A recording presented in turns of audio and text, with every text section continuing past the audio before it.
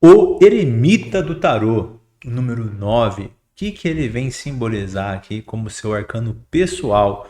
Vamos conhecer um pouquinho mais dessa carta tão solitária. Olha só, nesse tarô panorâmico não tem praticamente nada ao redor dele. É só o eremita, o que reforça o aspecto de solidão.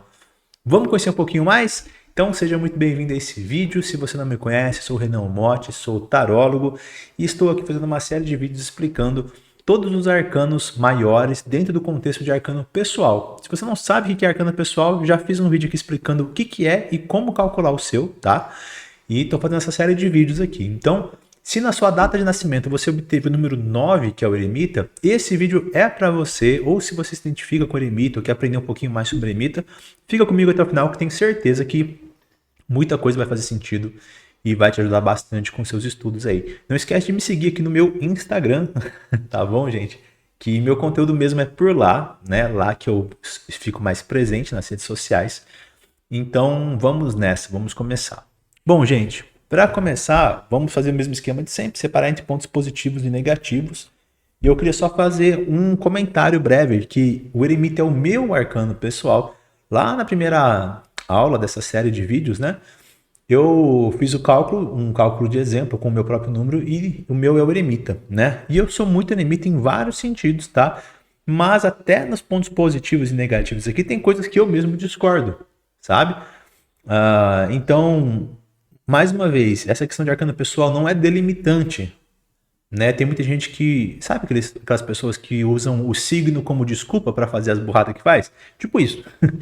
Tem gente que pega o arcano pessoal e acredita que ele é puramente o eremita. E não, nós somos uma junção de tudo, né? Na verdade, todos nós temos todos os arcanos dentro de nós, mas o pessoal tem um quesinho a mais, tem uma energia a mais ali, tá? Então ela vai servir para te orientar em relação a exaltar suas qualidades ou trabalhar seus defeitos, mas não é assim que você vai ser aquilo o tempo todo, a vida toda, enfim. Não é essa a ideia. Vamos lá. O eremita, como ponto positivo, tem a questão de ser um estudioso, um buscador de conhecimentos e muitas vezes um professor também. Por mais que ele traga o aspecto de estar sozinho, muitas vezes, né? Ele tem muito sobre o ensinar, né? Ele no tarot Rider-Waite, ele é mostrado aqui em quase todos os tarôs, na verdade, como uma pessoa mais velha, ou seja, ele acumulou muita experiência de vida. Então, por esse acúmulo de experiência, tem posição de compartilhar. Sabe aquelas pessoas mais velhas que gostam de dar conselhos, de orientar e coisas assim? Isso é nesse sentido, mais ou menos, tá? Então, ele busca esse conhecimento, ele absorve esse conhecimento e ele compartilha esse conhecimento também, né? E, inclusive, tem muito a ver comigo, que estou agora, nesse momento, eremitando. Estou sozinho aqui na minha casa, gravando um vídeo sozinho, mas compartilhando conhecimento com vocês. Isso é muito eremita. Segundo ponto, se vira muito bem sozinho. É uma pessoa que assume suas responsabilidades. Aquela pessoa que não tem problema em morar sozinho, por exemplo, como eu mesmo, né? Já morei muito tempo, é assim, moro mais ou menos, né? Meu filho fica um pouco comigo, um pouco com a mãe, minha namorada fica uma semana aqui, uma semana na casa da mãe dela. Mas eu morei muito tempo na minha vida sozinho, sempre foi tranquilo, nunca tive problemas, tanto em relação às responsabilidades da casa, quanto em relação a se sentir sozinho. Né? Eu nunca tive esse problema de, estou me sentindo sozinho, preciso de companhia. Não, jamais. Eu amo minha própria companhia, graças a Deus. Eu acho que isso também é muito eremita, né? Então, essa questão de pegar a questão da solidão e transformar em solitude. Ou seja, não fazer daquele momento de solidão, tipo, estou só e abandonado. Não, graças a Deus que eu tenho meu tempo agora, posso ser eu mesmo, posso fazer o que eu quiser, estou sozinho agora, sabe? O eremita é muito bom nisso, ele gosta muito desses momentos. Terceiro ponto positivo é um respeito ao tempo, uma paciência que o eremita tem. Aí eu já discordo um pouquinho de mim, não sou tanto assim. Eu sou um pouco mais eufórico assim com as coisas, talvez. Mas o eremita, ele entende que algumas coisas, algumas plantas demoram muito para, algumas sementes demoram muito para gerar frutos. Então ele semeia coisas boas e não está nem preocupado. Um dia vai vir, mas não estou preocupado agora. Eu acho que eu tenho um pouquinho disso no meu trabalho, no sentido de criar cursos, workshops, que eu sei que lá para frente vão me dar um retorno, mas não é o momento. Mas mesmo assim eu vou criando, eu vou planejando, né? Nesse sentido até que sim. Mas em muitas coisas eu discordo no meu caso, tá? Mas o eremita é isso. Acho que eu vou parar de usar os exemplos pessoais, gente. Vou só falar sobre o eremita mesmo, tá? Enfim. Então, ele tem essa questão de ter esse olhar para o longo prazo, não ter pressa e tudo mais. Como diz o ditado, quem planta tâmaras, não colhe tâmaras. Porque tâmaras demora 90 anos para começar a dar os frutos. Então você planta para que as próximas gerações consumam, não tem problema, você está fazendo a sua parte simplesmente, né? Um outro ponto legal, que é pouco falado, inclusive, é em questão ao respeito, em questão à educação, que geralmente pessoas que têm o eremita como arcano pessoal possuem. Pessoas muito respeitosas, principalmente com as pessoas mais velhas, sabe?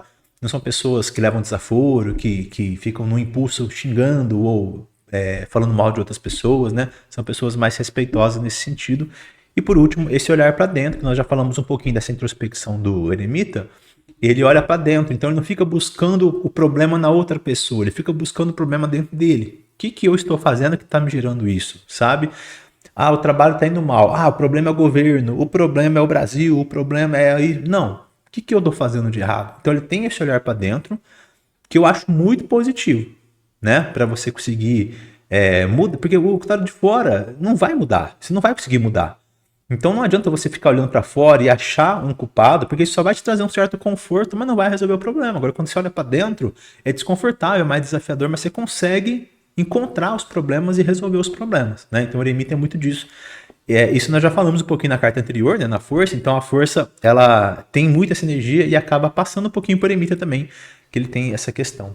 Só um ponto importante que eu esqueci de falar, gente, quando eu falei o respeito ao tempo, a paciência do eremita, essa é a origem do eremita, tá, gente? Pra quem não sabe, a gente vê o eremita hoje, fala assim, quando a gente tá aprendendo tarô, resumindo as cartas do tarô, a gente vê o quê? 2 de copas, casal, 3 de espadas, decepção, o sol, sucesso, né? A gente tem essas palavras na cabeça, assim, já. Então a gente vê o eremita e a gente pensa em solidão, não é verdade? Primeira coisa que a gente pensa, até brinquei aqui no começo do vídeo.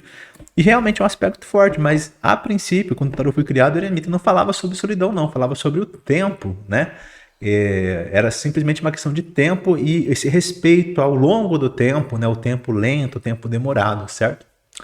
Bom, pontos negativos do eremita, né? Se você, assim como eu, tem um eremita aí no seu campo, olha para esses pontos e começa a trabalhar, porque é muito importante. Primeiro, eu falei da introspecção na parte positiva, de você olhar para dentro, de você se dar bem sozinho. Só que tem a parte negativa, que você é introspectiva até demais. Então, às vezes, você pode repelir pessoas.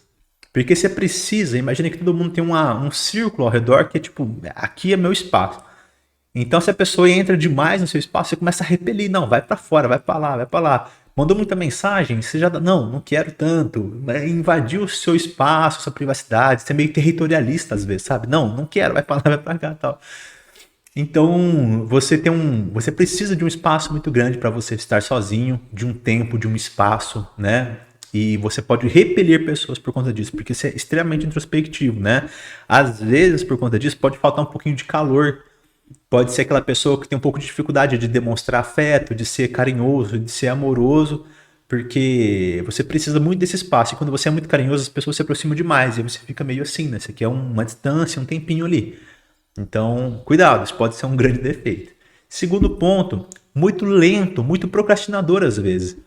Nós entendemos que ele respeita o tempo das coisas, mas às vezes isso também pode ter suas oitavas negativas. Então, o que acontece? Tem a Lisa Golba, para quem não conhece, a Lisa Golba é uma ótima taróloga, ótima professora de tarô. Ela deu uma aula lá para a Essência Tarô, inclusive, exclusiva lá para os meus alunos. E ela falou uma coisa que eu nunca esqueci. Ela falou assim, o mago é um tablet cheio de funções, tudo modernizado. O eremita é um lápis, só um lápis. Ele funciona, não tem um lápis aqui, mas tem uma caneta. Ele funciona, você escreve um livro inteiro com esse lápis, mas lento, só isso, só faz a função. Extremamente funcional, porém sem esses apetrechos todos, né? Então, ele tem esse respeito ao tempo e tudo mais, mas ele geralmente é lento mesmo, sabe? Ele é lento. E às vezes é procrastinador por quê? Ah, estou respeitando. Sabe aquela pessoa que fala assim? Ah, tô no meu processo aqui, ó. No meu processo. Mas que processo é esse? De repente é confortável falar que está no seu processo, falar que você está trabalhando uma questão. Às vezes você tem uma questão pessoal que tem que trabalhar, uma questão ali qualquer. E aí, como é que tá? Ah, mas é difícil, é devagar, eu tô no meu processo, tô evoluindo. Não tá nada. Às vezes não tá nada. Às vezes você tá só falando que tá evoluindo, mas no fundo você não tá conseguindo fazer nada de fato. Mas fica confortável você falar que tá indo, às vezes, ou às vezes o progresso é muito pequeno, mas muito pequeno. Às vezes você não faz uma terapia, você não corre atrás, não encara o problema de frente, mas você acredita que é lentinho mesmo, devagarzinho, e isso pode virar procrastinação muito facilmente. Um outro ponto que está associado com isso é o perfeccionismo, né? O número 9 tem muito a ver com a perfeição, e o eremita, inclusive, associado ao signo de Virgem, que dizem que é o signo mais perfeccionista, né? Até chato, às vezes, com esse perfeccionismo.